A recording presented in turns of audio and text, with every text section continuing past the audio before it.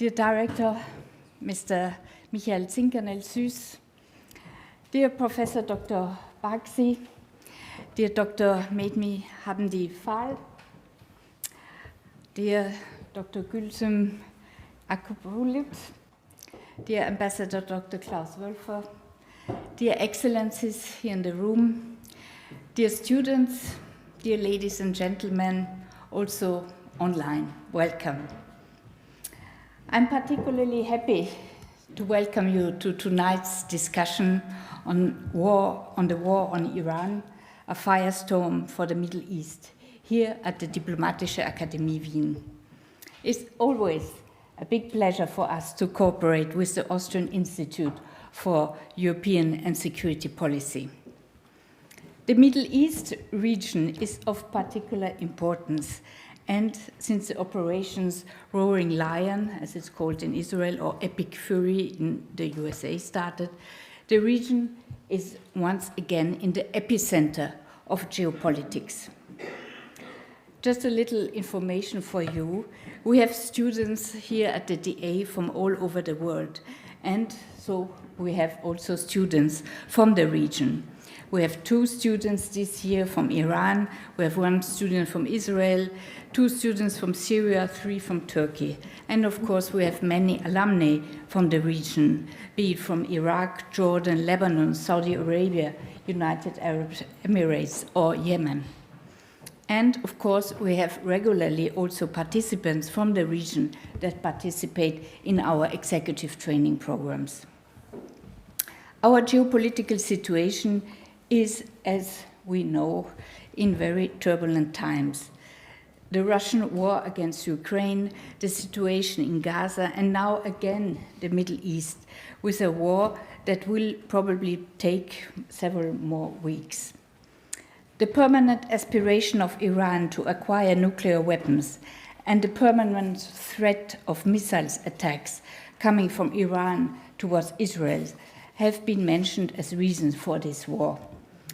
But of course, after the question some of us ask ourselves as well is the goal not also a regime change in Iran?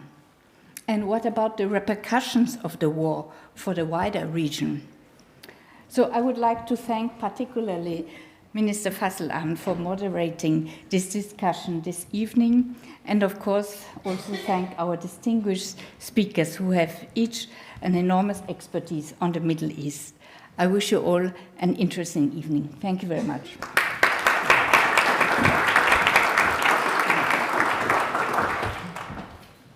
Excellencies, dear ladies and gentlemen, distinguished colleagues, dear students, it's also my pleasure to welcome you to tonight's event. And with this particular interesting times, with these particular challenging times that we're facing today, 10 days since the Israeli and US-American attack on Iran, which already now can be said with quite certainty will change the dynamics and the situation in the region in the long term, although the short-term implications are yet to be seen due to the dynamic situation, due to the situation that changes basically on a daily, if not hourly basis. The attacks have indeed spread already across the entire region. We have not only seen US, American, and Israeli attacks on Iran, we have seen the repercussions that Martina Schubert just mentioned on the entire region. I think 13 countries in the region are already directly or indirectly affected by the Iranian attacks, by the attacks of not only the Iranian regime, but also the proxies in the region, first and foremost also the Hezbollah militia from Lebanon. And the region itself is not only affected, also the wider region is affected. We have also seen attacks on Cyprus, an EU member state, the first time that an EU member state was directly attacked in such a conventional wartime arena. The British air base in the south of Cyprus, Akrotiri, was attacked, and also the NATO member state Turkey was attacked. I think even today, Iranian missiles were intercepted by NATO forces positioned in Turkey. So we see the potential this conflict has of spreading not only within the region, but also within the larger region, with, of course, the question how the European Union, as common European security and defense union, or also NATO, will be further drawn into this conflict. So we see how important these dynamics are, and we have, of course, a lot of questions that we have to ask ourselves with regards to the current developments. I think one of the most important things that I'd like to point out at this stage is that we as the international community, we as also the community here in Vienna, as also one of the hubs for diplomacy, should do everything in our power that Iran is not going to be a second Libya or a second Afghanistan in the long-term future. So with having that said, I wish you all an insightful and inspiring discussion. Special thanks to all the expert speakers that are here with us tonight to share their knowledge and wisdom with us. And I'd like to hand over to Mr. Fasslabend and his introductory words before we go in the panel discussion. Thank you very much.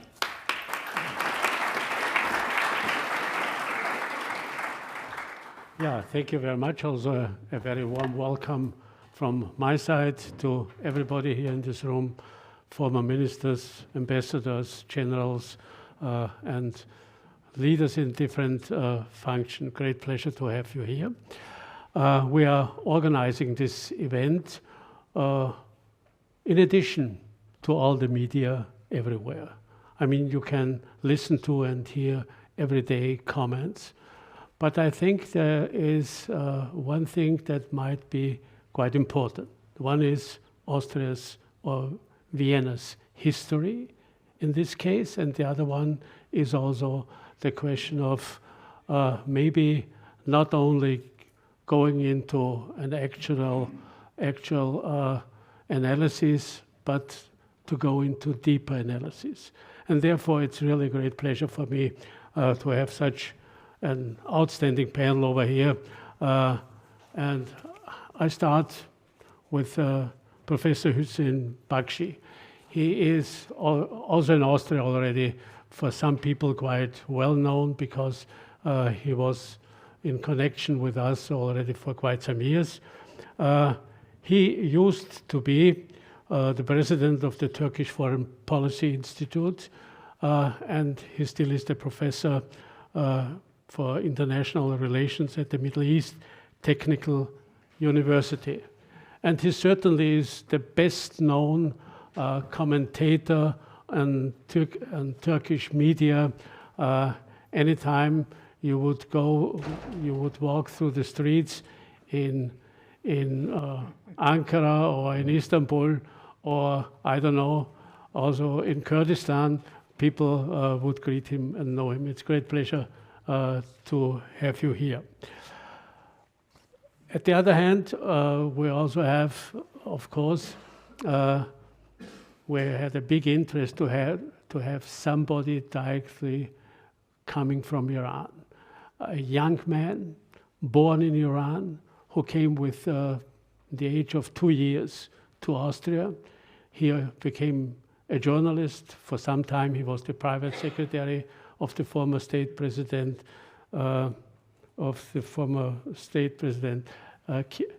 Kirchschläger, but he also worked for Wiener Zeitung, APA, and other magazines, and so on. It's a great pleasure to have you here because you also had the privilege, to make many interviews with politicians and statesmen in Iran, and therefore knows a little bit what they are thinking and how they probably would look at the situation now.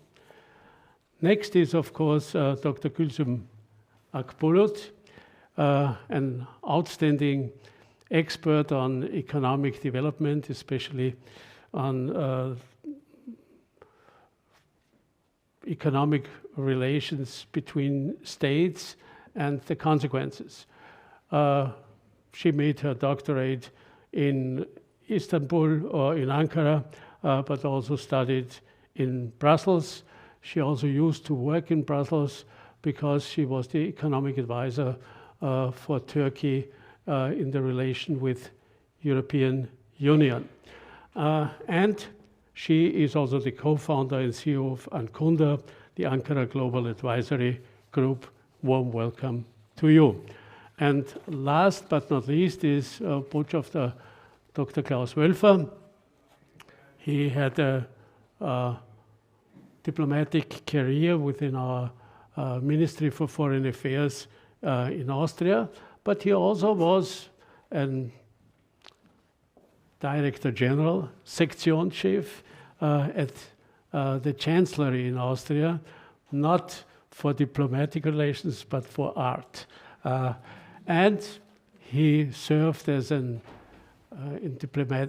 within his diplomatic career in different places, especially in the Balkans, in Belgrade, in Rome, but also in Turkey as ambassador, and in Singapore and other places. He also used to be the deputy political director in the ministry.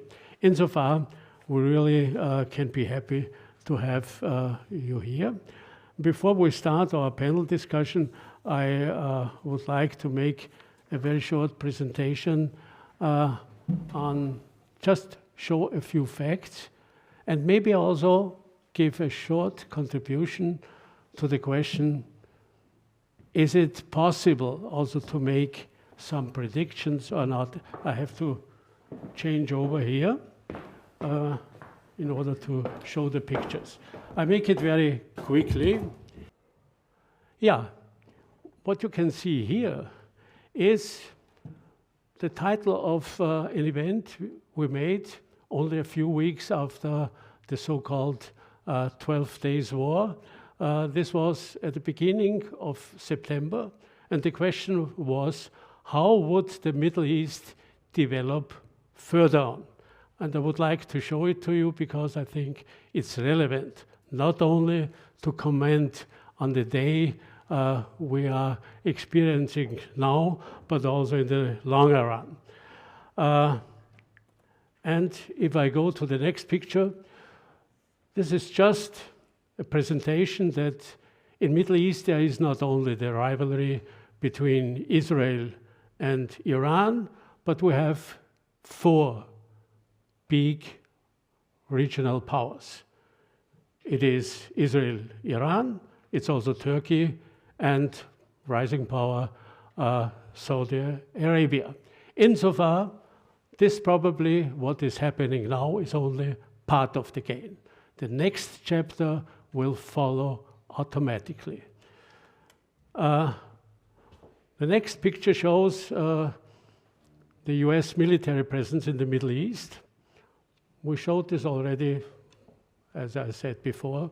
What you can see here is the importance of the Middle East for the United States. Only in the Gulf region, there are around about 30,000 American soldiers and many places where they have to act. And insofar, it also was clear when there would be an outbreak of a war, probably the United States would participate in some way, whatever it was. I do not want to go into more details, maybe just a question. At the moment, there are three carriers already in the region, and the third one is more or less making its way into the region, in addition to Gerald Ford and the Lincoln. Also, the George Bush is on the way to go into the Middle East. The next one is what we predicted that would happen sooner or later in the Middle East. What we predicted was that the game was not over, but that we expected that there would come some destabilization on ethnic grounds. What you can see here is a map of the ethnic relations in the Middle East. I think it is easy, to see Turkey. It is colored in this orange way. Then you have at the right hand Iran, at the border or in between, especially the Kurdish section, and maybe very far away in the east, Baluchistan, because those two parts, on the one hand, Kurdistan, and at the other hand, Baluchistan, certainly are of highest strategic importance for what is going on. Why did we predict that this would come? Due to the overall development, it was for us foreseeable, and I just wanted also to present it because it shall show or give an example that you are able to predict some developments even half a year or years before they really would come. When I tell this, you have to be aware that this is the big question at the moment, whether Kurdish militias would enter Iran, and one also could see following the whole crisis that the whole planning of the war went into this direction. So what I'm showing here is just the Kurdish settlements in the Middle East. You can see it. It's especially in 4 countries.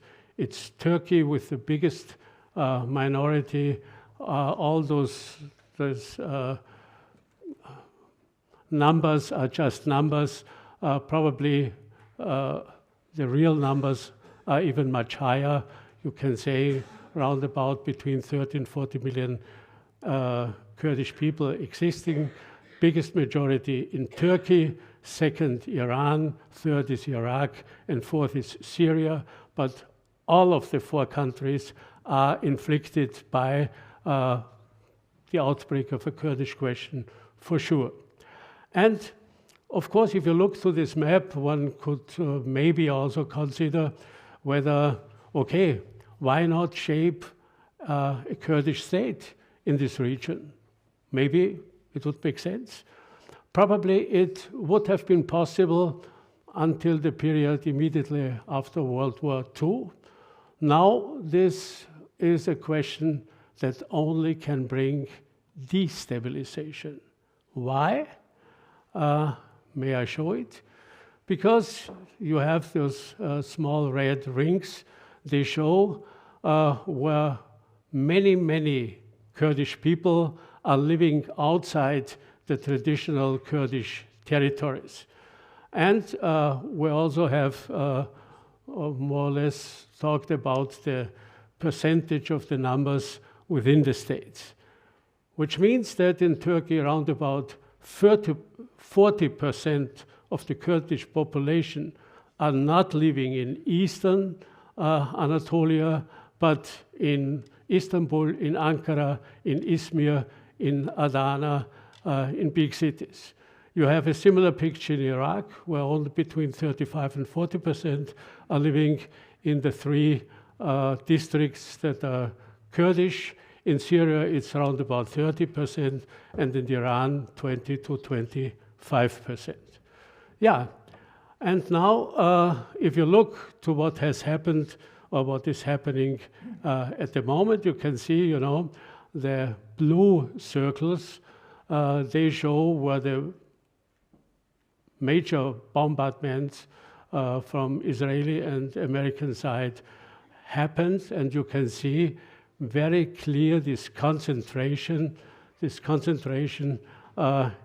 in this close within this, let me say, green region, and the green region means this is the Kurdish region. So far, from the beginning, there was a clear concentration on Kurdistan, which meant or which should prepare an invasion from outside and also more or less take military action in order to prepare unrest or whatever within the country.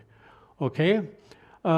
Why this will bring quite some danger also for the region or for neighboring regions. This would be the country, you know, or this would be the list of the 4 countries that are touched immediately by more or less an actualization of Kurdish nationalism and, in consequence, fragmentation of the states. And if you take Baluchistan at the east, in addition to it, you can see it would reach really from the Balkans to the Indus Valley, a huge region that would be inflicted by the actual situation. Last picture, what does it mean?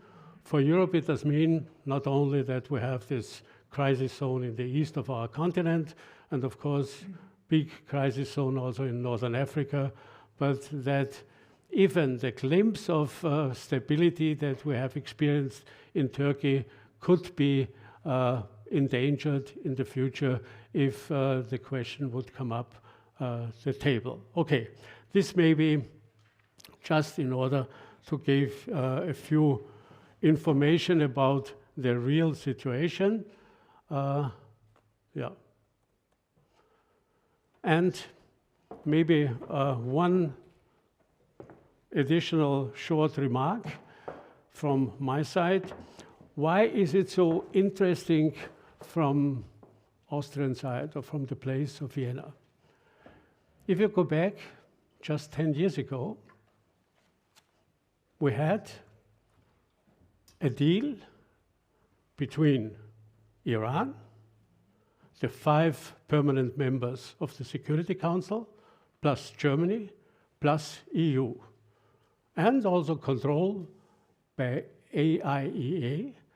This was more or less a deal that was made in Geneva and in Vienna, but it was cancelled by a man with the name of Donald Trump when he became the American president. So far, there was a solution, there was a deal, and I always called it the biggest defeat of diplomacy I have experienced in my lifetime, that it was cancelled when all the permanent members were behind it, of course, with the danger that this probably would not be the end. And insofar, I think we also should learn when diplomacy is not only failing, but when it is more or less cancelled by somebody, then the danger will come.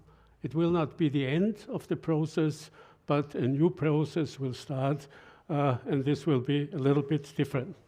And with these words, I now want to come to our panel, and I would say, okay, chief commentator of Turkish television and radio and so on, Professor, how do you see the situation now? What is how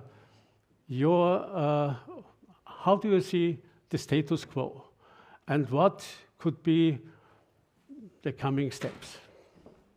First of all, good evening. It is a great pleasure to be here again. I think it's functioning. Yeah. And it's always nice to be here to contribute for these intellectual discussions, but also learn a lot from here by the audience and by the participants. My view, I start from the last one. The Kurds will be the losers once again. There will be no Kurdistan as a state in this part of the world in the foreseeable future. The reason is very simple, because the countries which we have there and have Kurds, they have different political systems. In Turkey, for example, we do not consider the Kurds as minority.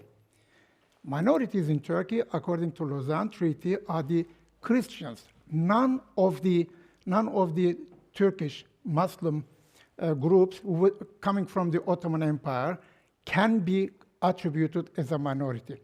So this is the Western perception.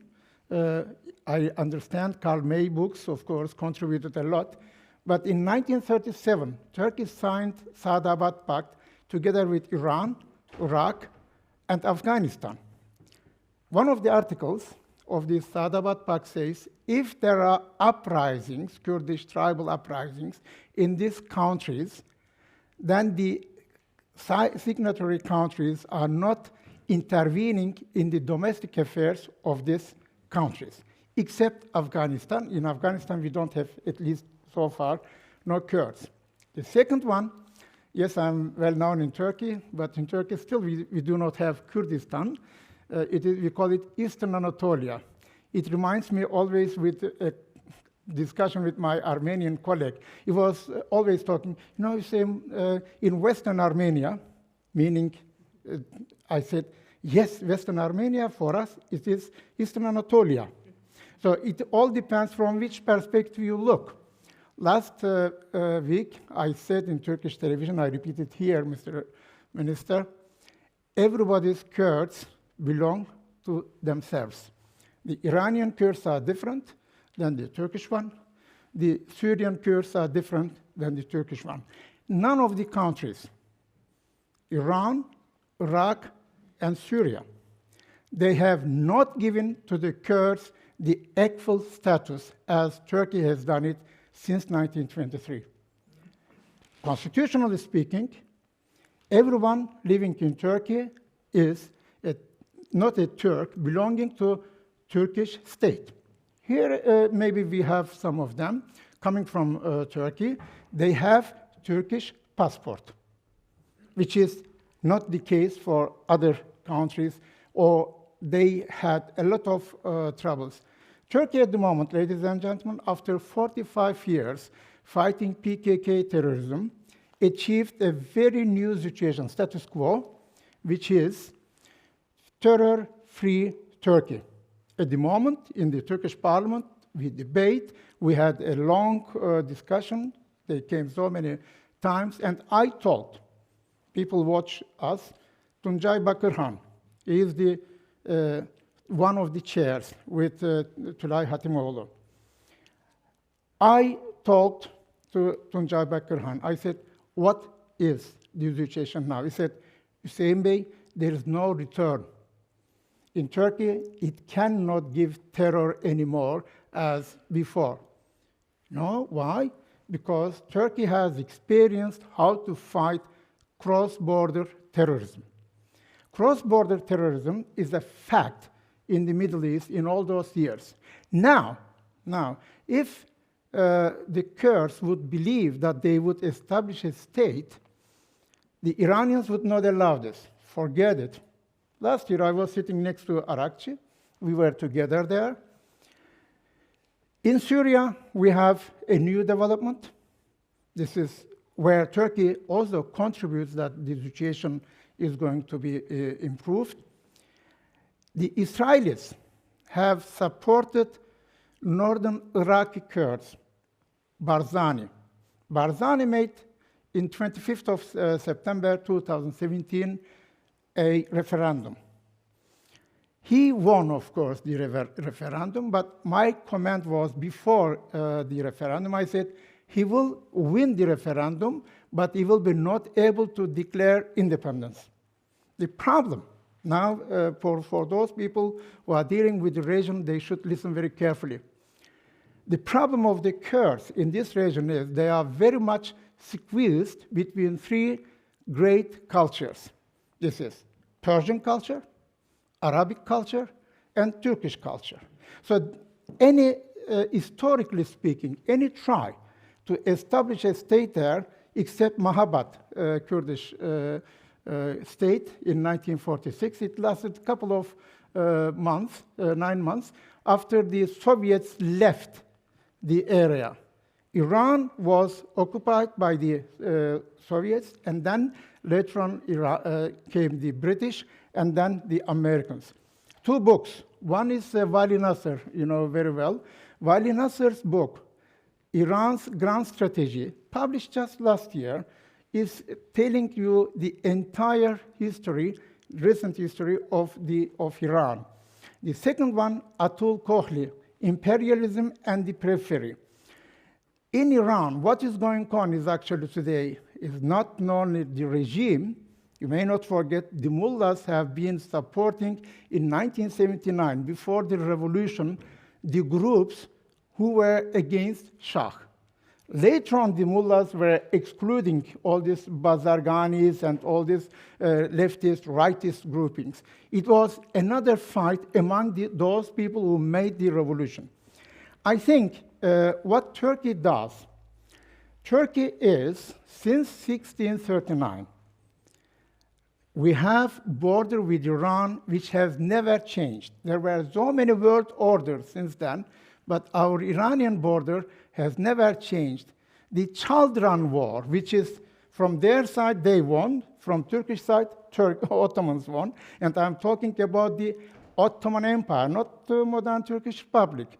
We lost, ladies and gentlemen, the Turks, we lost an empire. The countries which lose empire, Austro-Hungarian Empire is one of them, you know this trauma, it is very difficult. Today, we have 26 countries in the United Nations, which have been 150 years ago belonging to Ottoman territories. Amin Malouf's grandmother, which is well known in the Islamic world, Arabic world, and my grandmother have been Ottoman citizens. One was living in Lebanon, the other one living in Bulgaria. And my father's side was living in Macedonia. So I'm in Turkey, Turkish citizen, but my mother and my father born in Bulgaria and in Macedonia. The Russian general said to me, Mr. Bağcı, be happy that you lost only one empire. We lost, he said, 2 empires. This is why Vladimir Putin called in the 20th century the biggest catastrophe was the decline of Soviet Union. Now, coming back to Turkey, Turkey will have no intervention there. Turkey is having balance of power politics because we do not consider Iran as enemy. Iran is not an enemy of Turkey. Iran is a regional power having rivalry with Turkey. We respect each other a lot, despite all the different political systems which we had. But we may not forget, ladies and gentlemen, Atatürk's first visitors has been the Iranian Shah. In the 20th century, 3 countries started to modernize themselves. One, Turkey, under Kemal Atatürk, great leader. Yesterday, we had Women's Day. Congratulations, by the way. Atatürk was given the right to elect for the woman earlier than in Great Britain. In Great Britain, the women were carrying, are the British women less important than the Turkish one? The Atatürk's reforms changed Turkey. Iran wanted to make Turkey, make themselves like Turkey. Today, you see where they landed. And Afghanistan, I'm so sorry what happens to Afghanistan. 3 countries. Just, madam, as women, look to the woman in those 3 countries and their position. And this is something which we have to see from the modernization perspective, Mr. Minister, very important one. The Iranians, we have been together. I have been in Iran, first time in 1994 when I was young and innocent, academic, and it was Mr. Velayeti with whom I had my first conflict there because of this modernization and Central Asia issue. But what is more important here, since then, I am also the witness of the Iranian developments. In 1979, when I landed in Hanover in Germany, I was just 19 years old, going to study to Germany. And Khomeini came from Paris to Iran, together with some journalists like Hamid Malouf and also many other well-known journalists. And interesting is, from our perspective, in the Middle East, we, the Turks, we have not an easy history.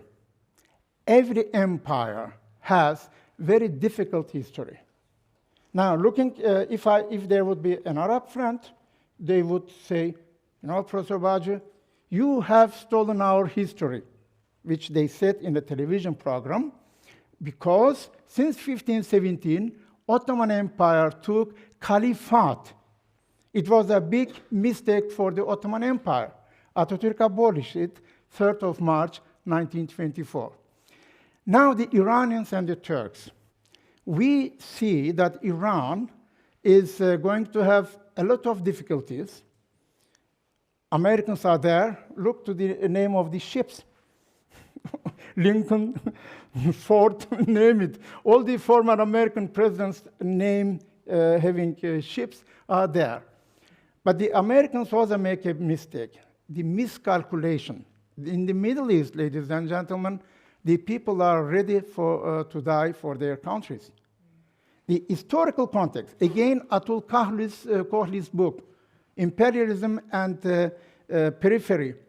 It begins from Argentina to Vietnam, British and American imperialism. The reason is here, to my view, is not that only Iran, but to prevent that China is not getting much more stronger.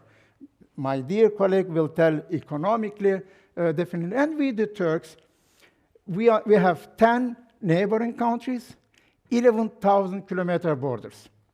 Again, 10 neighboring countries, 11,000 kilometer borders.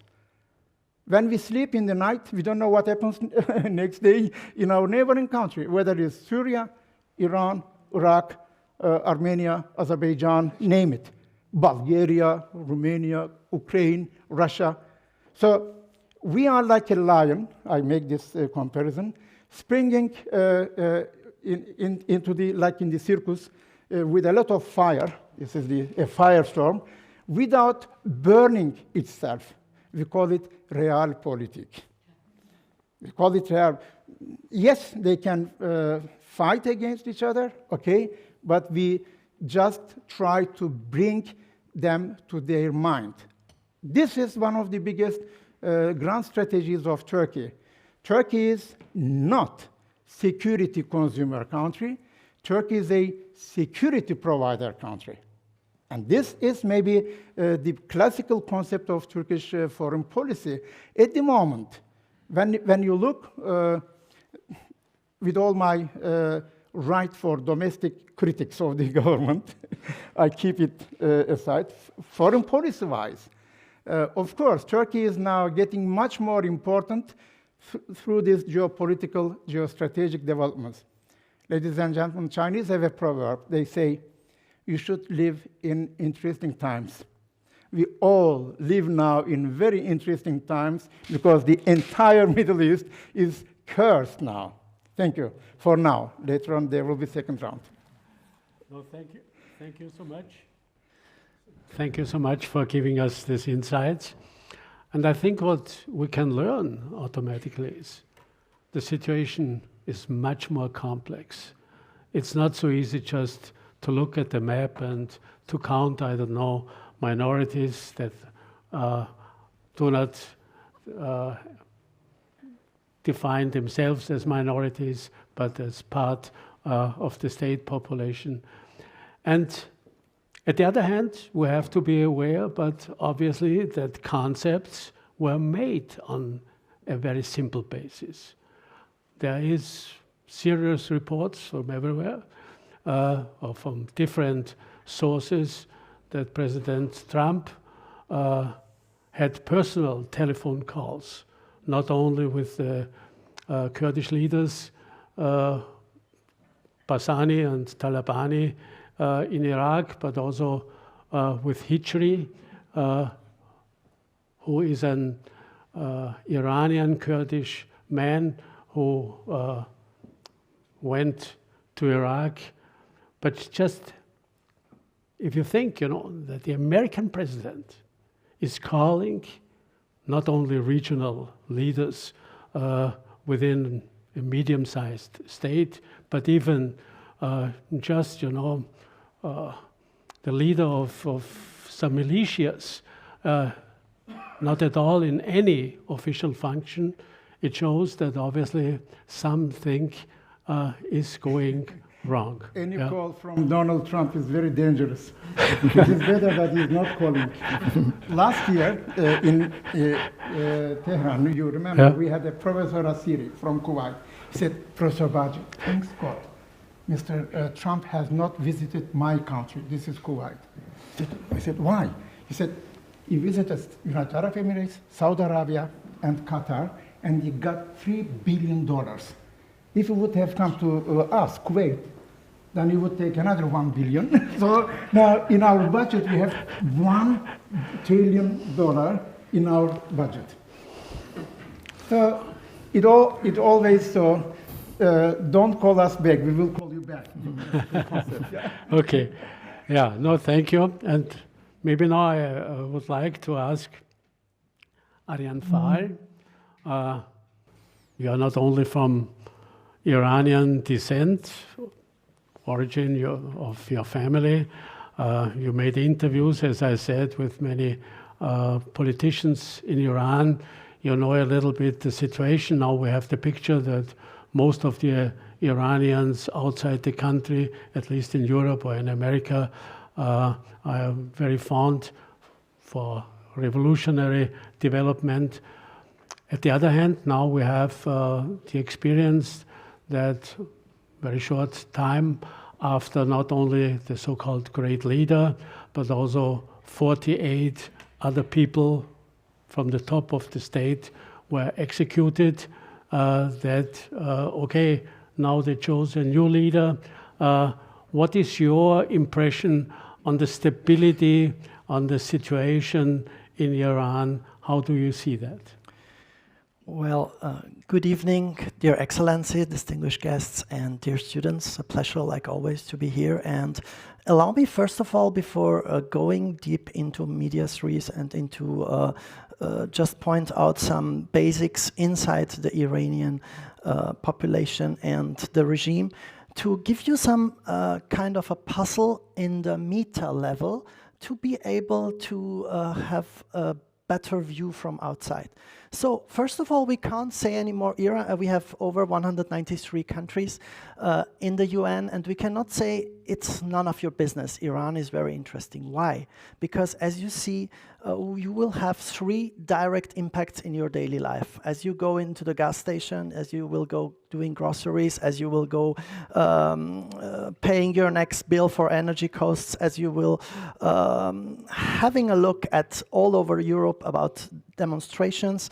As we see 2 days ago, one of the free newspapers just mentioned the brutal incidents about the Iranian Shi Center in Vienna.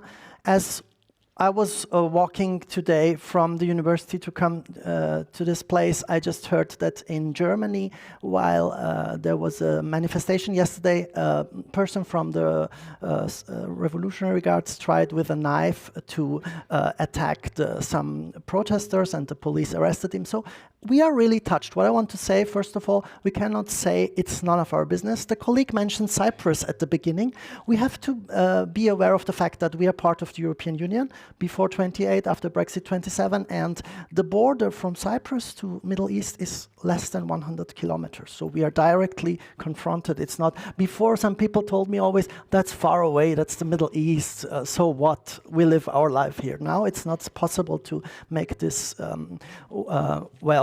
separation. Secondly, I want to really focus on one very, very important thing, as we are also on live stream. I think this is very important as a journalist to underline one more time. We have to be very careful about statistics, about news, about the sources, check, double check, and, for instance, about all the microseconds that we are receiving through social media, X or whatever, new informations. Are we gonna take them as granted? Or are we gonna ask, is it true, is it not true? So is it really in times like this concerning Iran, it's for me a deep importance to underline the fact that we have to be very careful what we say, the valuable vocabulary, but also the quotes we do about numbers, about sources, about medias. If you watch the Iran crisis from European media, you're really having the feeling that you're watching a different movie when you watch the same in Russian media or Turkish media or Iranian media. So it's like you're watching two totally different movies. That's why I want to say in the meta level that we have to be aware, and especially when I mention some numbers, be always careful that they are numbers. So I give you a very simple example. If you want to check out the population, the actual population of Iran, you will find over 15 valuable numbers. Let's quote Wikipedia. In each language you find different. Today I was having a look at the site of the Interior Ministry of Iran. They're talking about 93 million people. It's a very young population. Over 60% is under 36 years old. The region of Tehran is 16 million people. Over 13 million are under 40 years old. So you must just say it's really a challenge. And some people ask themselves, how is it possible, such a young population and such an internet addicted population? Because Iranians in the whole Middle East are the most users of several apps and news. No. We are the Yeah. No, I just quote the latest economics survive. And what I want to make is the point that we have to be careful. So going into this thing, what's happening in Iran at the moment is, are people happy with what's happening or not? Can we answer this with a yes or no? We can't. Of course, I was talking to some Iranians inside, and I want to start with a metaphor. So imagine you are walking on fire or on hot stones, and at the same time, in a room, there is a window of hope.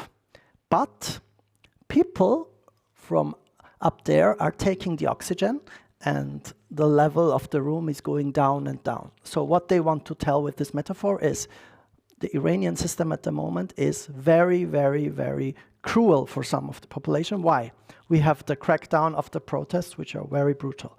We have the economical free fall. We have the protests in all the regions of Iran with anti-regime slogans. Then we had the inflation, the prices for daily goods, and of course also the sanctions and the impacts of the sanction, the military conflict, and the internal mismanagement.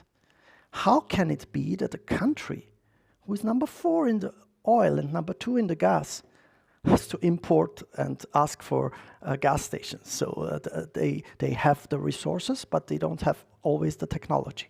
So that's why we really have to know as of March 2026, the overwhelming majority of Iranians inside the country do not support the regime. And we can say 60 to 80% opposes the continuation of the Islamic Republic. Why? Because there is this window of hope that something will change. But we cannot be daydreaming. It's not like this. Iran is not Venezuela. So, and what I as a journalist learned in this last week is, after having written over 9,000 articles in the past 26 years about the Middle East and having interviewed beside Khamenei all of the leadership in the 25 years, I learned that how less I know due to the events in the last 10 days. So we cannot be daydreaming. It's not possible to impose and instill democracy from outside. We saw this in a lot of countries, and Iran is one more example. With what was the moment of the elimination of Khamenei? Can we say this was really yes, it was a moment of joy for a lot of people. But on the other hand side, it was a short moment of joy. Then there was kind of a wake-up call that what will happen. And let's return to our metaphor. You are walking on fire. Oxygen you're getting out of oxygen, and you wonder. So, first of all, they were happy about what happened from outside, from the US attacks and Israel attacks and so on. Now they're asking a major question. And then, so what? Which options do we have? And in the second part, when we'll talk again, I want to elaborate a little bit the options. But one more thing is, Mojtaba Khamenei, who was reportedly, as I talked about, fake news and not confirmed news. Today, a lot of Western media reported that he was injured. Yesterday, some media reported that he was with a private jet during the last years several times in the UK for medical treatment. So this is not yet confirmed by all the state media. But what we can say is Mr. Mojtaba Khamenei's appointment was behind the curtain a very clear statement who is really in power in Iran. Because I didn't read in any European media the real two organizations who were responsible for this election. First of all, as we spoke before with Minister Fasslabend, the name Khamenei is a sign of we are going to continue, we are going to just lead the same way, and the prestige name will remain. That means the base of the Islamic Republic is still going on. That was the first message. Who were the two main organizations? The Revolutionary Guards, which have, of course, a huge impact in between the Assembly of Experts, 88 mullahs who will elect always, and they meet every year 3 times, so they have annual meetings for discussing how the leader is doing his work, and if necessary, they re-elect a new leader. And the second person, who was not mentioned in the European media, is the head of the Guardian Council, who has served since 1980. It's Mr. Ahmad Jannati, who is leading all the elections since the beginning of the Islamic Republic by pre-selecting the candidates.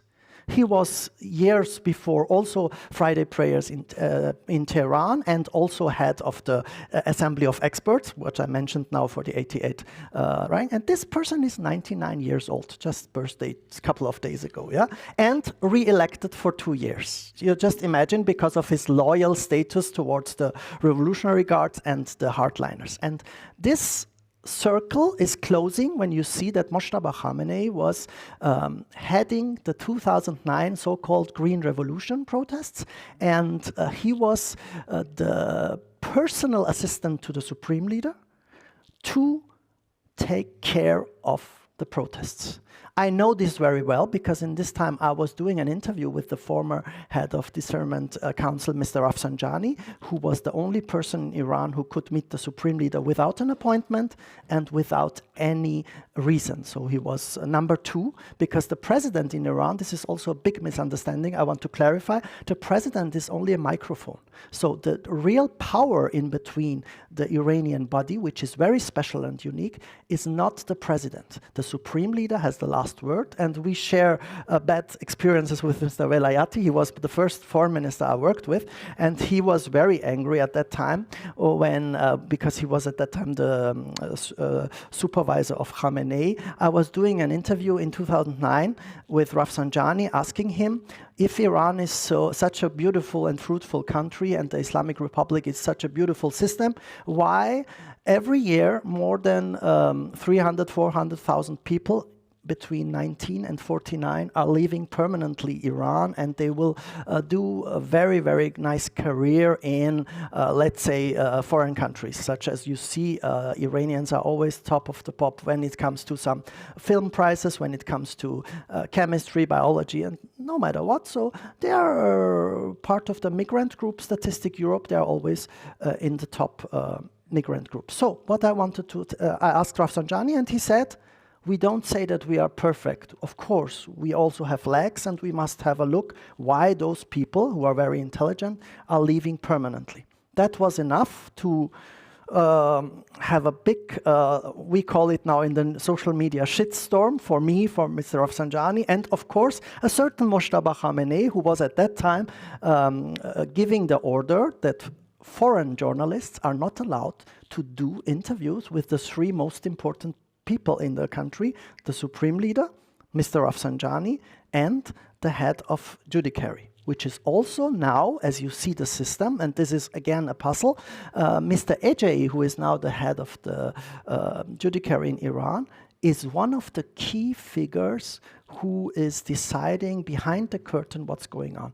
And with this, I close my first statement, just for you to know that we should stop to say like this, Socrates was Greek, Socrates was philosopher, all Greeks are philosophers. We have to open a little bit and try to understand the basics. Thank you.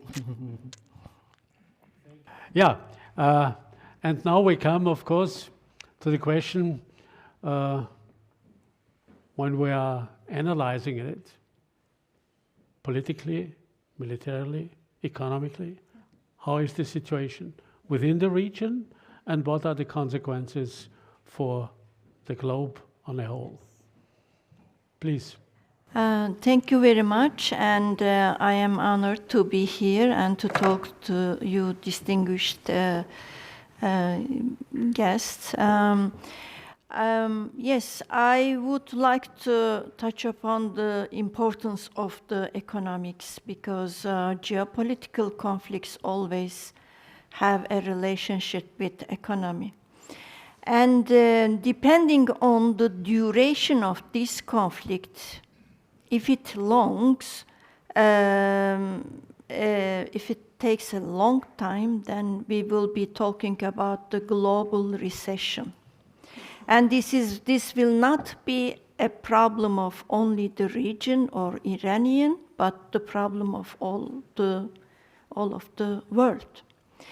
So when we look at the previous crisis times, the world recession times, we had 1970s oil crisis. We had 2008 a global financial crisis, COVID crisis. And now we will be talking about this third Gulf War crisis. How? This will affect the world economy in various channels. Now we are talking about the oil prices. Oil prices increased now is around $100 per barrel, but it was $60 before at the beginning of this year. And the European Union especially tried to make oil prices at around $60 because in the increase in dollar prices, the oil prices will contribute to Russian economy. Now it is 100, and now we are talking about 150. So if oil prices goes up to 150, what will happen? Of course, oil and gas prices, they are all connected. If one increase, the other also. Who will gain? Who will lose? Oil and gas producers will gain, we can say, and those countries that depend on importing oil and gas will lose in this case. But interestingly, even though Gulf countries are producing oil and gas, they cannot sell it now because of the closure of Hormuz. Then what will happen to those countries, those Gulf economies? So people now are coming together trying to find a solution. It is not a problem of high oil prices, it is also the quantity.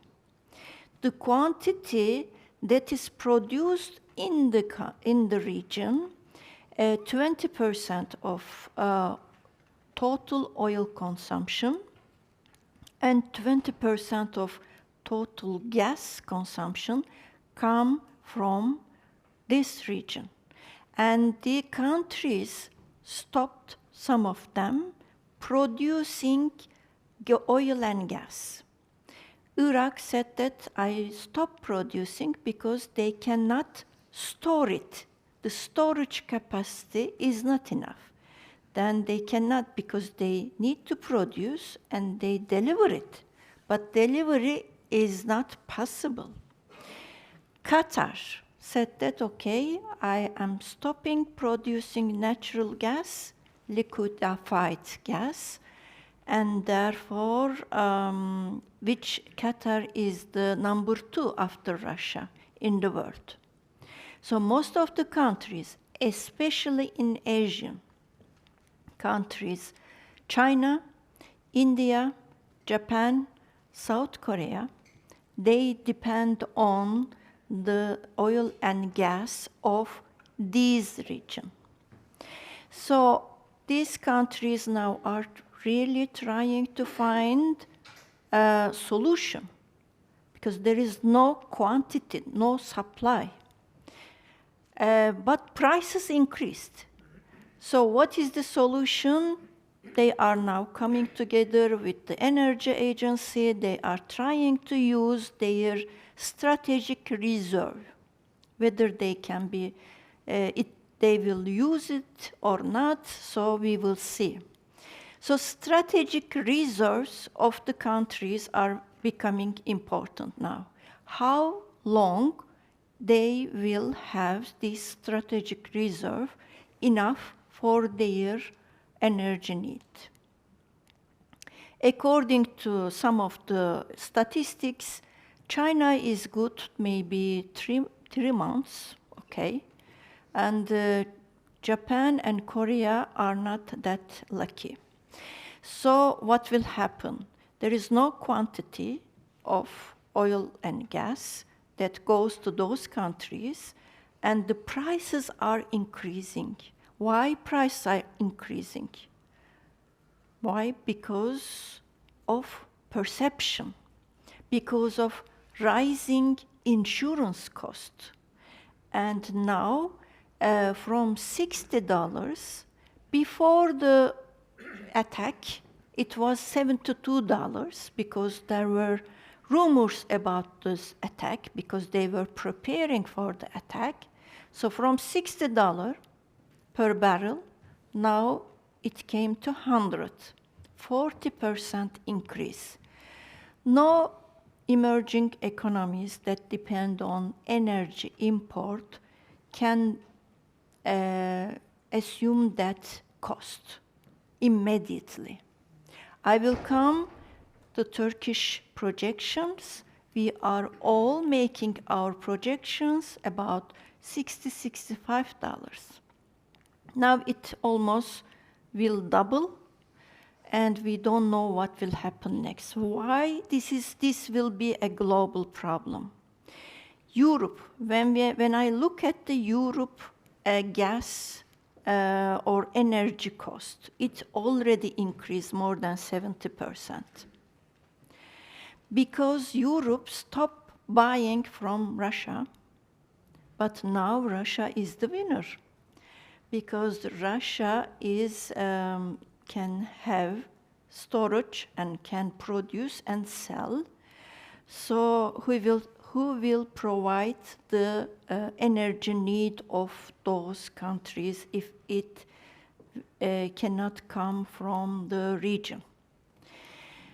United States also, they are the winner. Because United States, because of the shale gas, they invented in and they are exporter now since 2015. So they are producing LNG, and this LNG can be transferred to the countries that are in need, but I am not sure whether it will be enough to cover all the need of those countries. So how long this will take time? This is very important. When the Gulf will open, will have able to sell the oil and gas.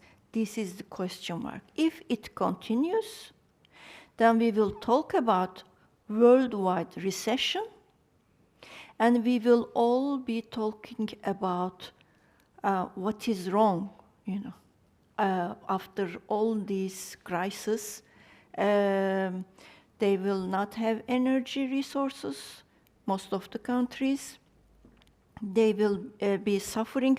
Thank God we are now on the way to summer, but the industry need energy, and the energy is the largest sector of course, the largest one is the financial sector, but the second one is the energy sector in the world. And this is a crucial and very strategic sector for all the countries, including Turkey, including Gulf countries, including energy exporter and energy importer.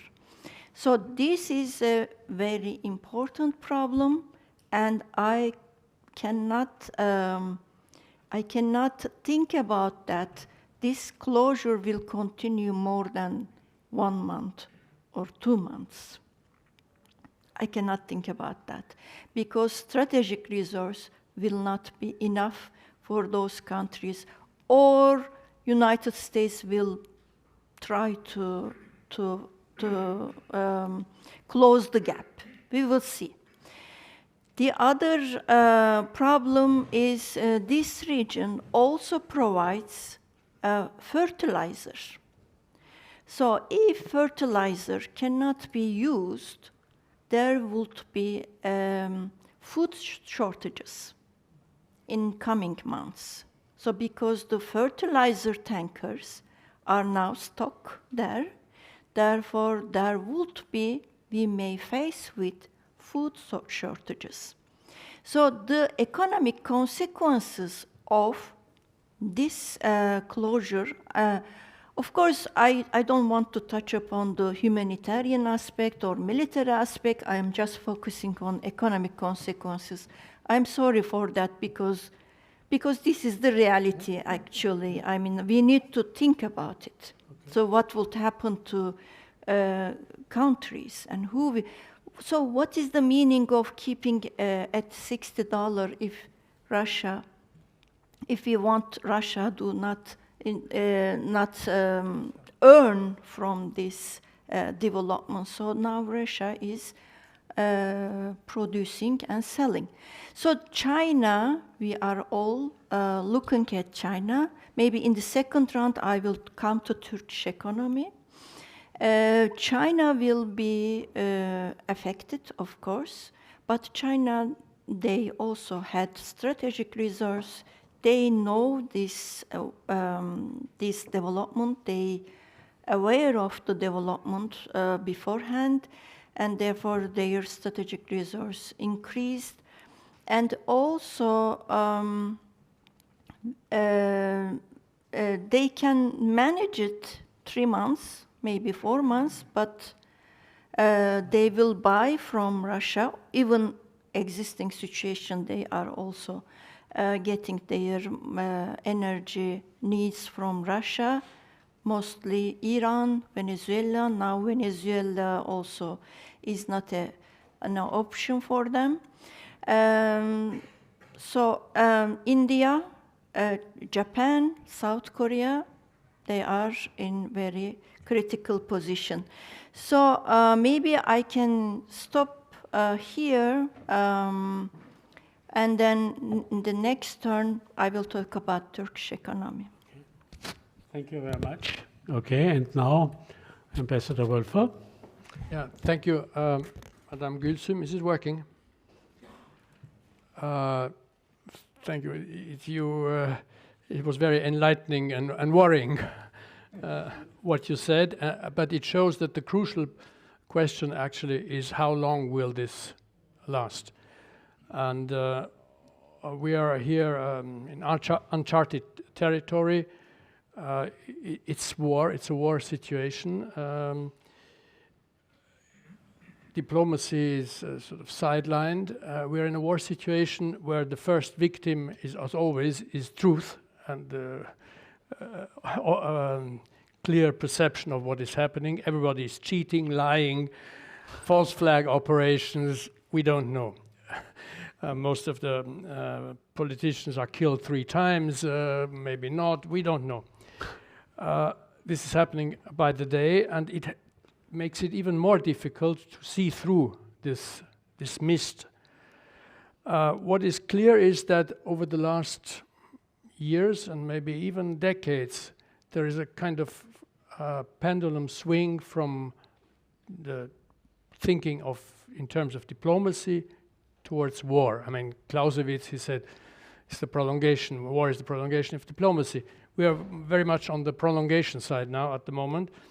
As a former diplomat, I cannot help to sort of try to see also the other side, and especially in a country like here, where we're always proud of developing the principles of law from Hans Kelsen, starting from Hans Kelsen, but also the big conventions on the law conventions, diplomatic and immunities and consular immunity. Everything was sort of concocted very often with Austrians and in Austria and in Vienna. So it's a bit worrying and sad to see this pendulum swing. In recent times, Russia resorted to war. In the meantime, a US president, he is introducing a very frank, refreshingly frank, but also very bellicist discourse and language in the Western discourse, which is kind of imitated. I mean, just to remind you of the way he speaks about Greenland, what he does in Venezuela, the doctrine, the national security strategy of the United States is very clear-cut. It's academically very lucid, and it's being put into action, into reality. The Secretary of Defense, Pete Hegseth, U.S. Secretary, he changed the name of his ministry into War Ministry. So again, this is all very, very frank and transparent, but it's not really encouraging from my point of view. Yet it is not a totally new thing. We should not forget in 2001, President J.W. Bush, he rescinded on the ABM treaty, the Anti-Ballistic Missile Treaty. That was a very big surprise to the Russians then, and it sort of ushered in a period which is getting more and more problematic. There was the JCPOA, mentioned already, and Trump then, as president, abandoning it. The latest war in the Middle East and West Asia, as most of the people in this world would call it, it started despite the ongoing negotiations, a breach of customary law and at least of good faith, which was bitterly criticized by the Omani mediator afterwards, but which just indicates we are really in a war situation where the old rules are not existing anymore. Heads of states or de facto heads of state like the supreme leader of Iran are simply killed, assassinated, others abducted. I mean, it's a brave new world, which is showing a kind of clash of civilization. It's the old world with the rules-based order, which we have come to know, and now a new one, which seemingly is necessary, or is believed to be necessary by those who exert the highest influence in this world. And we are now at this crossroads. Everything is shifting. There are glimpses of maybe a new system. There is a board of peace established for the Gaza situation. There is Abrahamic Accords, which are an effort, admittedly, of bringing peace to a wider region in an effective way, and not in the, let's say, useless way that has been tried over decades. So I'm not saying this is good or bad, it's different. And there is a change of civilizations going on. As of Iran, as for Iran, we are in a mess, that is for sure. Who will pick up the torch of international law, and when and how? This is the big question, and I'll leave it to that. Yeah, thank you very much. Maybe just a few words also to the military situation, as far as I can see it, Probably the situation was underestimated by the States and Israel.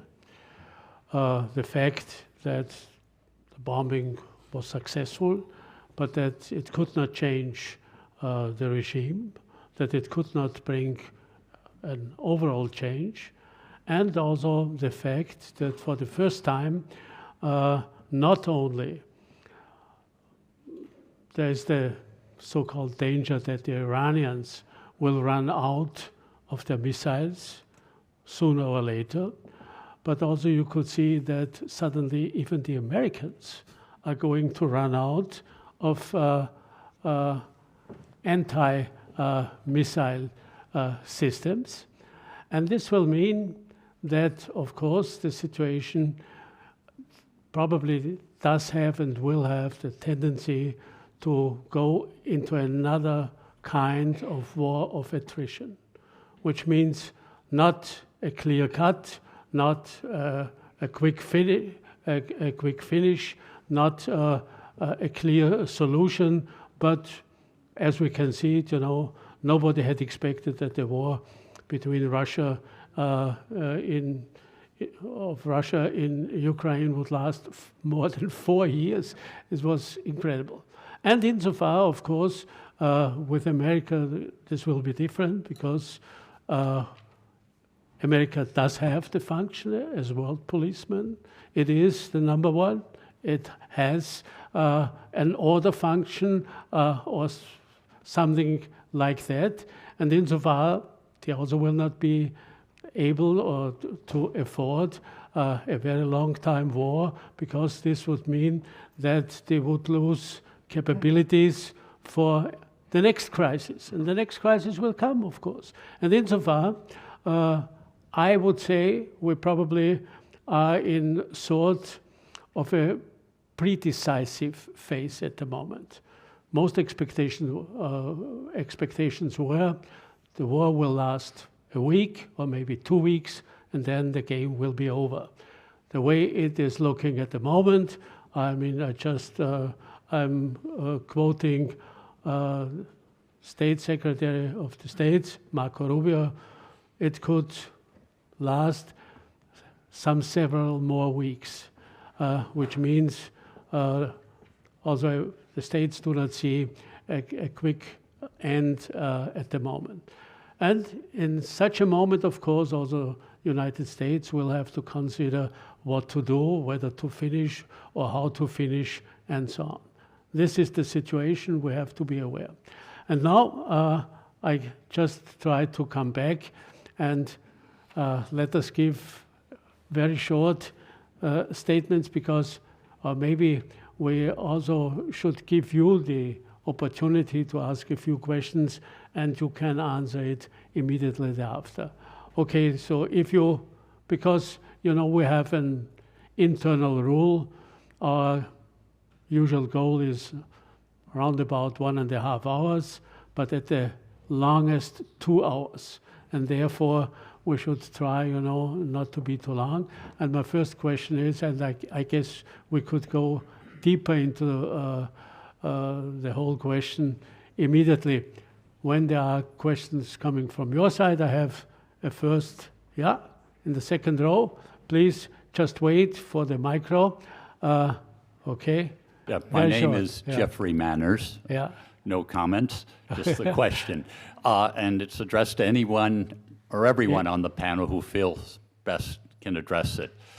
As far as the regional impact, I'm curious as to what the feeling is for the stability of some of the neighboring states that have a majority or significant plurality of Shias in their population. I think in particular of Iraq, which could be viewed as stability threatened in that the largest portion of the population is Shia there. And then too, you have Bahrain as well, where I believe the majority of the population is Shia. How are the Shia populations reacting to the current developments? Are they sympathetic to Iran? What disruptions or unrest could this create? Okay, thank you. Yeah, Kriegbaum. Grauenberg Institute for the Danube region. I have a question concerning Straits of Hormuz. when and if they could be opened. On the one side, it is said that rocket launchers, etc., were destroyed. However, there are the Shahed drones, and they could come from anywhere. There are some teams from Ukraine now coming to the Gulf states concerning drone defense. However, could that be enough for the nearer future? Does it take a lot of time? Are there any news about this? And maybe the other thing is about the population in Iran. We have watched so many people getting killed, thousands, maybe 30,000 in the last, in January. Now I wonder, the people are unarmed, and how could they be armed? Otherwise there is no way that there would be a sort of uprising in Iran. Thank you. Okay, thank you. A third one, Fellinger, and then we...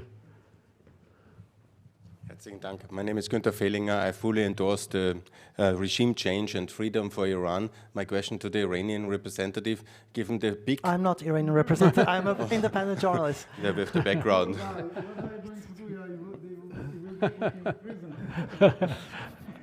Because you were quite positive towards freedom for the Iranians, I understand you. So I'm very much also for freedom of Iran. My question is, given the big disparity of firepower between the American Navy and the Iranians, how long do you think it will take for the full liberation to be implemented? Okay, thank you. Now we go to the panel, and please, yeah. Also, I mean, some other comment to the general situation. The book by William Burns, the last CIA director, the first diplomat, by the way, to become CIA director, he wrote the book, The Back Channel. In this book, he is giving a discussion with James Baker. James Baker is flying over the entire Middle East, and he said, if there is an incarnation, come back to the world after the death, he said, I will become a Middle East analyst. And his diplomat said, Mr. Minister, why, Secretary? He said, because there will be always problems. Anyone who is dealing with the Middle East as an expert, enough jobs as now. Academically speaking, I'm very selfish, and I thank to Mr. Donald Trump a lot, because also Diplomatic Academy in Vienna, also my university, we will have a lot of discussions about the New World Order. How is it possible that a man alone can change the entire existing system since 1945? Is it Genghis Khan? Is it Ottoman Sultan Süleyman, the lawmaker? Or is it the Russian emperor or British queen or king? Name it. Unique, first time, the entire world is watching how the law, human rights, international law, democracy, name it, is now out of discussion. And Francis Fukuyama, colleague of us, he is the first and the last one ever, probably, who made always wrong statements, but became rich. He said, the end of the history, sold millions, I read also, and now he was telling us again that Donald Trump is the best one. In America, we have the balance of power structure, etc. Is there any power structure in America now? So we are all very much surprised. But there's one thing, maybe somebody can translate it better than I do. In Turkish, we have a proverb which says, "Evdeki hesap çarşıya uymaz." It means what you plan at your home does not reflect the reality in the market. The Americans make a big strategic mistake. To run the Iran or the Middle East, you have to put soldiers there. Iran, Iraq, and Afghanistan costed $7 trillion to Americans, and none of the American presidents could land during the day to those countries. They always land in the night. My personal view, academic perspective is, it will last probably longer than we anticipate. Economically, politically, militarily, many things will be tested now, We are on the edge of a new era of the international politics, international law, and international economic discussions. I wish you all the best for the future. Okay. Question? Yeah. Iranians say yes. So, first of all, I wrote so many articles about human rights, and I was not in Iran since a couple of years, because if I would go, first thing they did last time, they took my passport at the airport, and they ordered me to the intelligence ministry, and they said, we just wanted you to know that we know that you wrote in English, French, and German 9,000 articles about executions of people, about this and that. So I'm far away from protecting, I'm trying to open the eyes that people don't think that it's so easy to freeze. I give you a very simple example of today, very actual example. The head of judiciary, which I was mentioning before, said today, if people in Europe, Iranians, are protesting, we will freeze the property in Iran. We will take everything. So if you have a house in Iran, you're Iranian in Europe, and you say this regime is bad, you had a house. Very easy. Second, we have the football team of Iranians in Australia. 5 of them, they were fleeing from the team, seeking asylum with the Australian government. So these are all parts of the puzzle that we have, of course, a regime of huge oppression, repression, and the shortage of basic goods. It's not only anymore about politics. People always think, do people like the Islamic Republic or no? You have to ask yourself the question otherwise, is, can you survive or not? When you have 400% more expensive goods, like daily goods like rice, bread, oil. Some Iranian families, they used to eat once per month meat. Now they eat all 3 months meat, and this is not an exception. So the question is not how do we manage this? The question is, and the next question is, what about the protests? The question was about they are not armed. I want to say something about this as well. Many Iranians are willing to accept civilian death and destruction, and it means topping their despised theocracy regime, but there is a big but. If at the end of the day, there is a result. That's why I had this metaphor. What happens if all this was for nothing, like the revolution of Neda Agha Sultan, like the revolution of Mahsa Amini, like the revolution of 2009? So they are really hurt by having this all ever coming all the time back, this experience that they fight for something, and at the end of the day, we have the proof that the Iranian system, and this was the big surprise, I think, for Donald Trump, was not at all based on just Khamenei. They had it's like a Switzerland watch. You have the systems, and if one is not working, the others will compensate, and it will work in the whole. It shows that the Iranian system is, for 47 years, if you count from 1979 till 2026, in such a very strict and unique model with the power, and because also speaking of the military, must say very clear that the Revolutionary Guards are not at all responsible to answer any Iranian political body what they do. They are totally different. So the Iranian army is a peanut army compared to the Revolutionary Guards, who have the permission of the supreme leader and his office to act as they want, without any permission. Outside of Iran, as you see, they try to disturb the protests all over Europe, as we see also in Vienna, what will have huge consequences now, because from now on, all the demonstrations in Vienna concerning Iran will have another security concept. And inside, when people see the situation that it's possible that with Mr. Khamenei, maybe Moshtaba will also be removed by Trump or by Netanyahu, but with the hardliners still in power, it's too much to die and too less to survive. So the Iranians are sick of this equal situation that, okay, if help comes from outside, we want something, an outcome.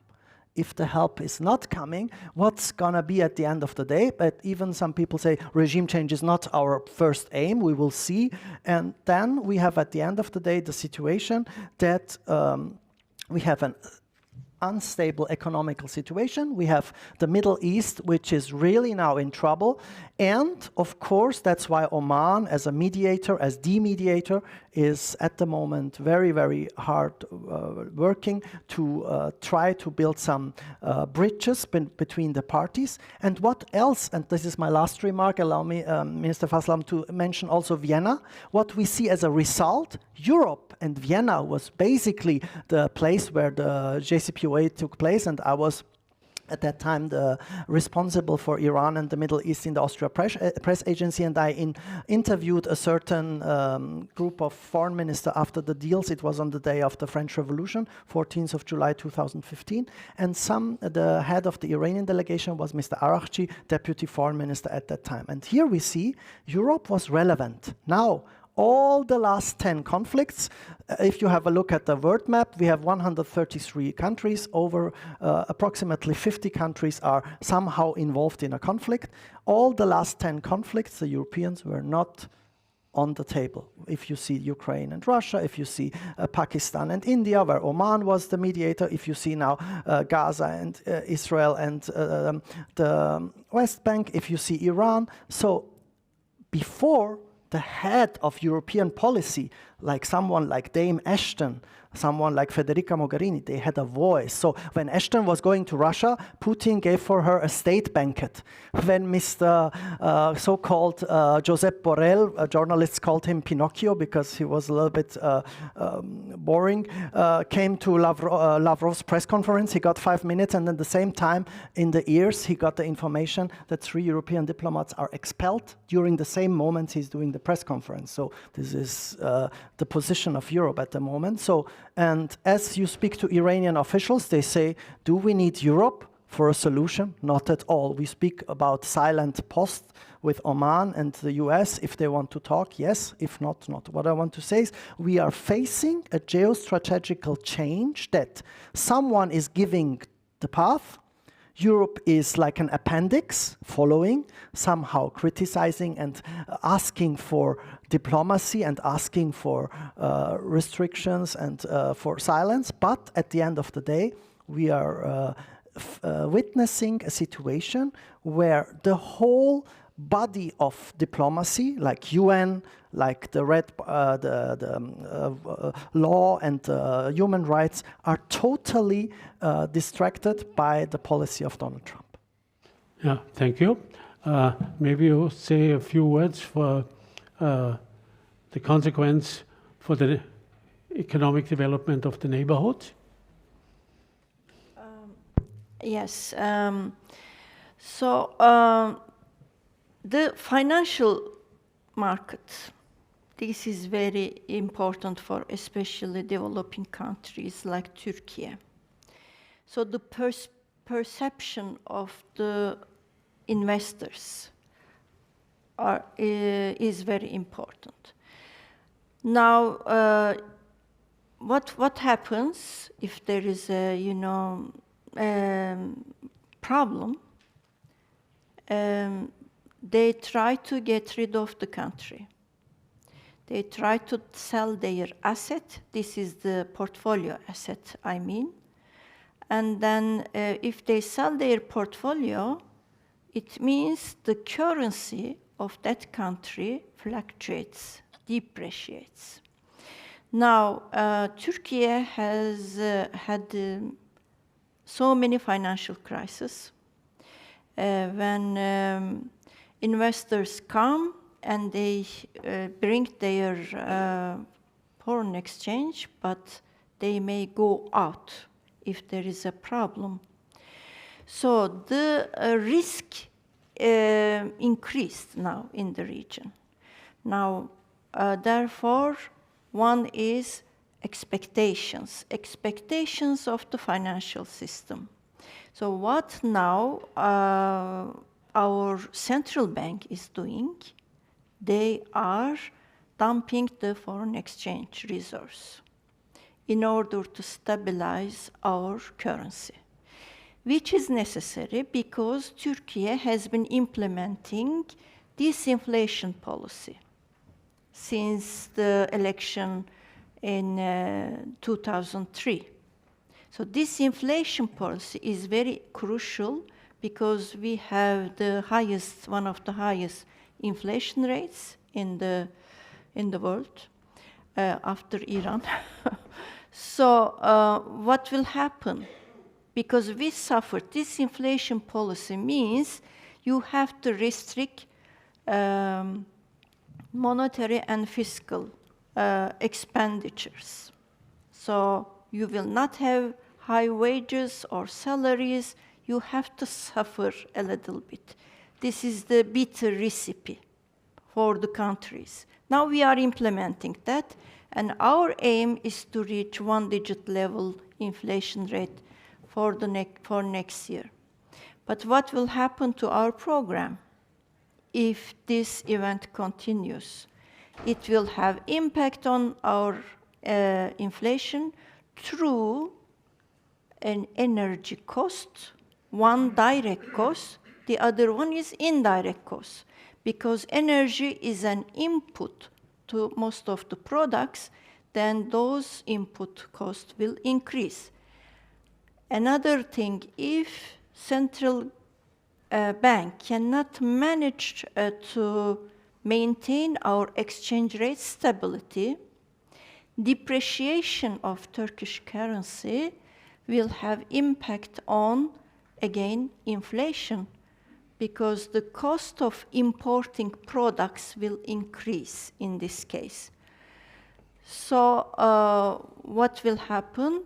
To attract Turkish lira, then their interest rate will increase. So these are all very costly for Turkish people, Turkish consumer, and Turkish investors that need to get cheap credit from the banking system. But it seems that it will not be case for a long time, or for, according to, I don't know, not long time, but maybe 2 months. But 2 months will be enough to make new calculations for the economic stability. But this is not, of course, the case for Turkey.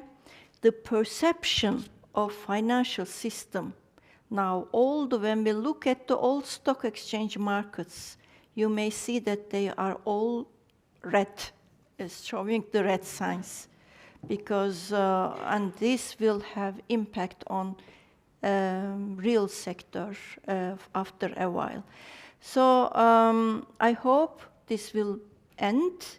Otherwise, again, we will have, not only because of the energy crisis, but because of the financial system, because of the perception, we will be living in very difficult times afterwards. Yeah.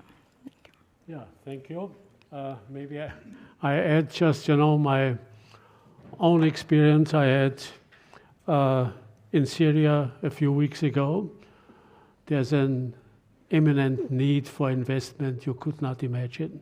The first impression I had over there was the destruction was by far bigger than anybody had expected. And of course, you have also similar situation in other countries. Up to now, only more or less Syrian people came from outside and were ready to invest. But in such a situation, nobody will invest. And this certainly also will have quite some consequences for all the other countries. Once again, I want to cite, the fact that one of the most important factors for economic development is neighborhood.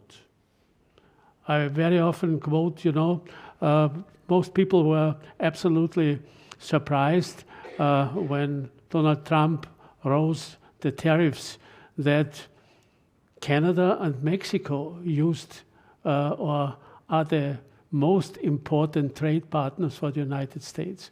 not Great Britain, not Germany, not China, not Japan, but two, let me say, medium-sized countries. The reason behind it is that neighborhood is so important, because only big companies can go overseas, but also small and medium-sized can go cross-border and make it. And insofar, of course, it certainly will have reactions for everybody or for all the other countries. So far, we certainly should come to an end. I would ask our panelists for a very few short words at the end, and maybe I start with you. And I ask the question, we're in a situation where nobody really knows what will be the outcome.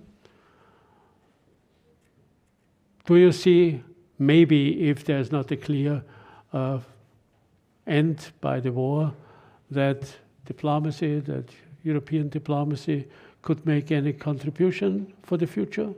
What is your... I think there could be immediately a demand for diplomacy. We cannot predict it. It can be in a month, in 2 months. It can be tomorrow. If Iran collapses, or if the US president declares victory, he can decide to declare victory anytime, then you need to find the nitty-gritty part and see how to disentangle the situation. And then you need intermediators, especially with the situation between US and Iran now. There is a total lack of trust and direct contact. So you need people, or you need countries like Oman, or China had brokered between Saudi Arabia and Iran in the old days. But of course, Europe is there. And a last round of talks was happening in Geneva, and should have moved on a technical level to Vienna only last week. So we are, even Austria is basically there. It's the memory of GCPOA that was signed here. We have a long tradition. We are a neutral country, which is an asset in the perception of many. We have the UN here and OSCE, so it's not illogical. Maybe partnering up with others like-minded, like the Swiss, they have been doing a lot. And if you look on the horizon, even the Vatican is a formidably informed partner. They are behind the scenes, or even not behind the scenes, trying to defuse the situation between Cuba and the United States at this very moment. So these are all candidates. And of course, Turkey has been a very important mediator already in the Russia-Ukraine situation, and has the confidence of all partners. Is a NATO country, close to the United States, always on a talking basis with the Iranians, close to the Arabs. I mean, is not a bad thing. Maybe one thing comes to my mind. I don't know if it's one of those many fake news that you get all the time, but supposedly Foreign Minister Lavrov, only 2 days ago, he went out with the idea of why not have a meeting of the P5 at a high level to sort out this mess.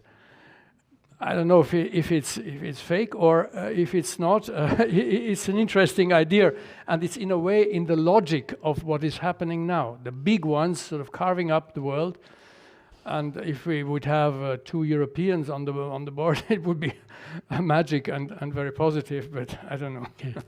No, thank you very much.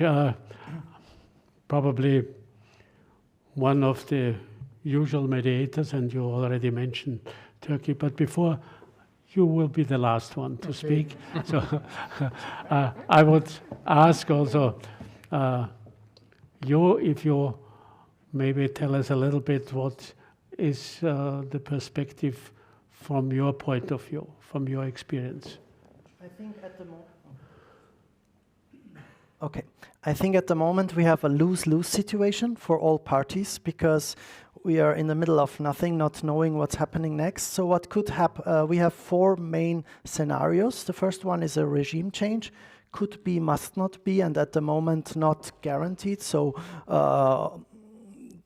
then depending on the upcoming events, if Mojtaba Khamenei will also be eliminated, what is the standing in between Iran, in between the regime of the hardliners? So is Iran gonna be, if there is no regime change, which would be a catastrophic fact for the country after all this suffering, if the hardliners would gain more power and would impose more oppression and repression?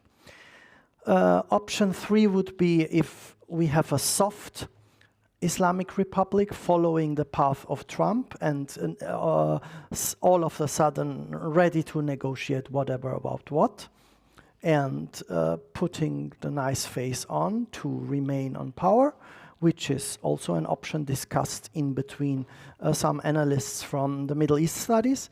And option 4 is also the main element, as my colleague mentioned. How long will all this go on, especially the closing of the Strait of Hormuz, especially the attacks, and especially the capacity of the militaries, all parties. And this will also mark a main milestone for the upcoming, let's say, ways. If you're on a divide and you have to decide left or right, it's a very magical and important moment.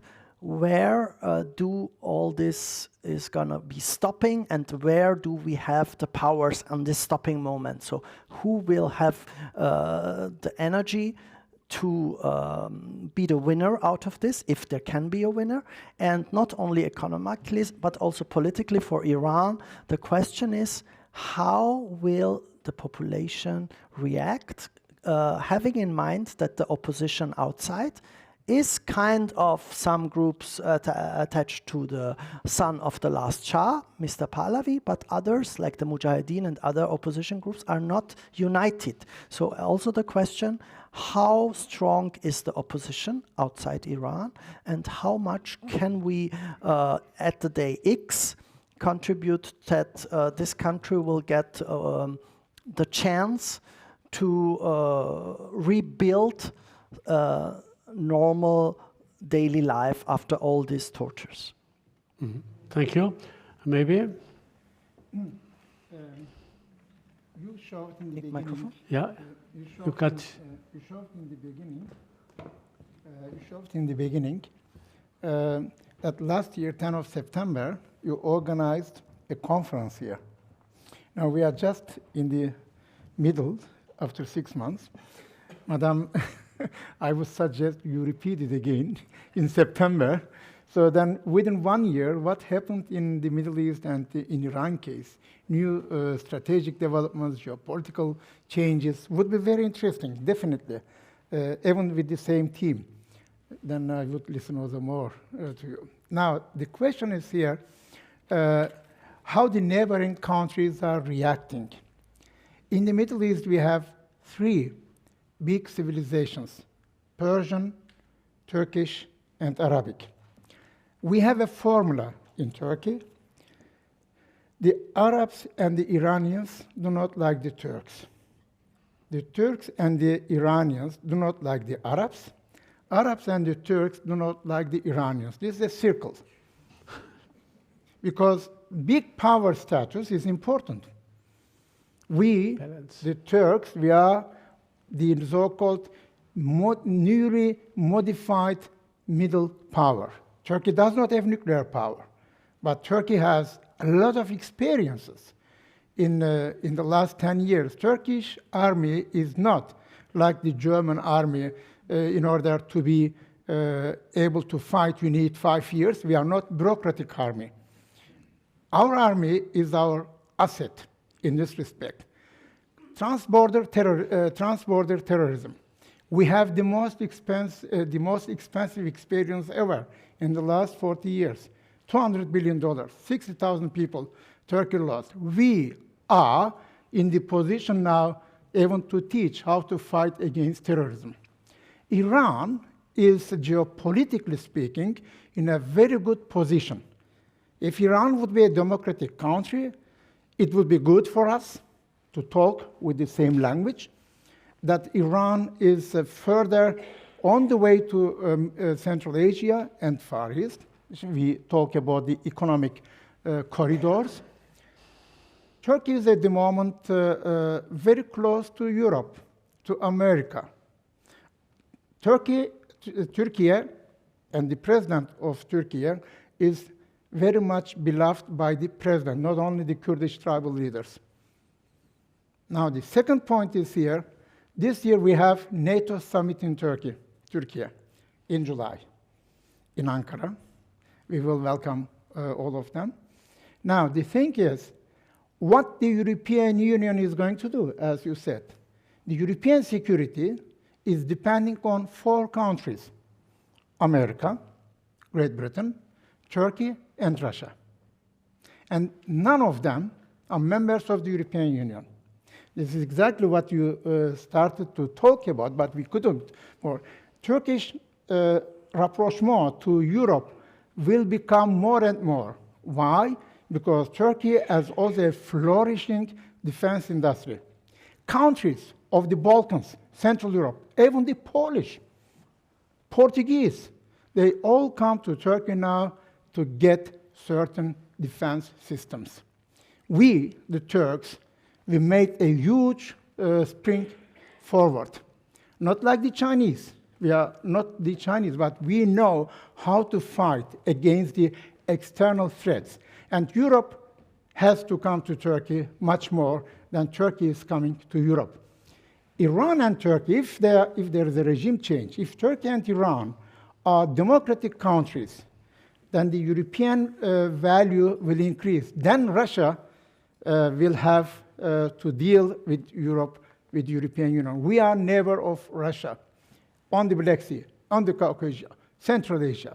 I don't have time to talk more about it, but putting it in short, Turkey is the winner of this regional conflict between Ukraine and also Russia, between Iran and America. Even the Israelis, I was talking in a webinar against 5 Israelis.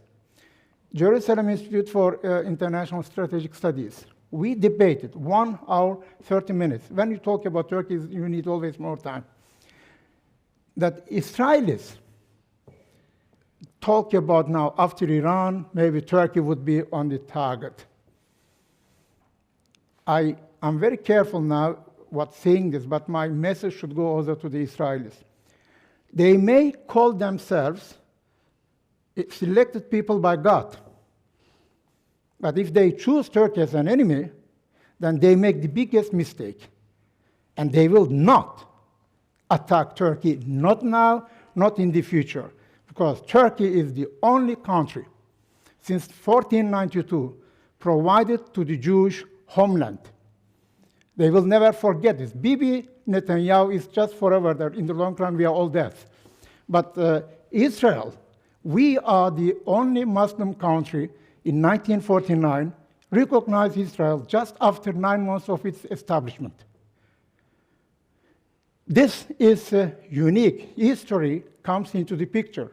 To read history books is not reading cookbooks. It is not.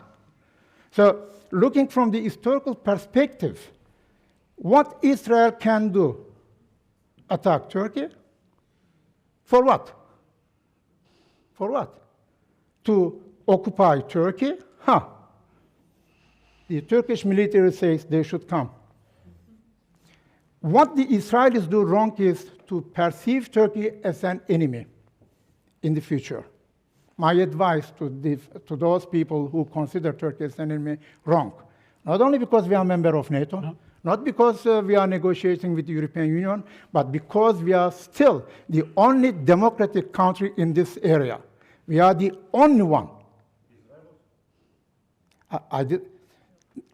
Among Muslim countries. Of course, Israel, no problem. We recognize Israel.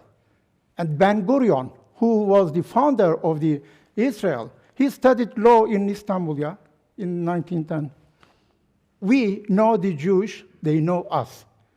There is no war in the history, never, between Israelis and the Turks. Between the Arabs, yes. between the Arabs and Israelis, between the Palestinians, yes, between the Iranians, yes, but not with the Turks. This is our strength. Putting into the framework, the Israelis will continue to consider Turkey as a friend, not as an enemy. And this is good for America and for Turkey. Thank you very much. 8 o'clock. I saw the clock. On time. Thank you, and I really want to thank all our panelists. I think it really was quite an experience to listen to your presentations and to your analysis. Maybe just a few words at the end.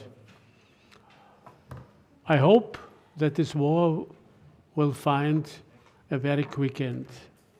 I do not see any solution that should come after 3 months, after 6 months.